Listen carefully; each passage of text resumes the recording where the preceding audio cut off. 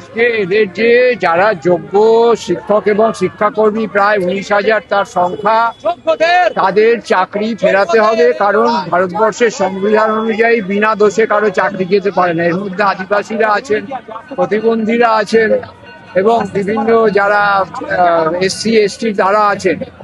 সুতরাং এই সংবিধান রক্ষার জন্য এবং রাজ্যের দেশের প্রধানমন্ত্রী তিনিও বলেছিলেন যে এদের চাকরি ফেরাতে হবে। এরা ইমানদার, শিক্ষা দেয় এবং বর্তমান মুখ্যমন্ত্রী তিনি বিরোধী দলনেতা হিসেবে বলেছিলেন যে ক্ষমতা এলে আমরা এদের চাকরিতে ফেরাবো। তো সেইটা কার্যকর করা হচ্ছে না এবং এই আগস্ট মাসে তাদের শেষ।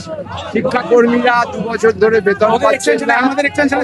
হ্যাঁ, তো সুতরাং সবাইকেই এই যে তাদের স্কুলে ফিরিয়ে দেওয়া হোক এবং 25-এর সাথে 25-এর যারা SC তাদের সাথে এদের কোনো বিভেদ না তৈরি করে 25-এ যারা পাশ করেছেন ফ্রেশ ক্যান্ডিডেট জেনজি তাদের চাকরি দেওয়া হোক, আর এদের 16 চাকরিটা ফিরিয়ে দেওয়া হোক। যারা নট কল ফর ভেরিফিকেশন আছে তাদের চাকরি ফিরিয়ে দেওয়া হোক। এইটা করলে সমস্যার সমাধান হবে। সমাধান হচ্ছে সুপ্রিম কোর্টে গিয়ে বলা যে এই হচ্ছে OMR, আমরা যোগ্যদের বাছাই করে ফেলেছি, এদের চাকরি ফেরানো হোক। আর সরকার বিধানসভায় বিল পেশ করুক। আগামী 12 তারিখ বিধানসভার অধিবেশন আছে, সেই দিন বিল পেশ করে এদের চাকরি ফেরানোর ব্যবস্থা করুক। এটা করলেই মিটে যায় ব্যাপারটা। বাংলা হান্টের আরও খবর দেখতে নজর রাখুন। বাংলা খবর মানেই বাংলা হান্ট।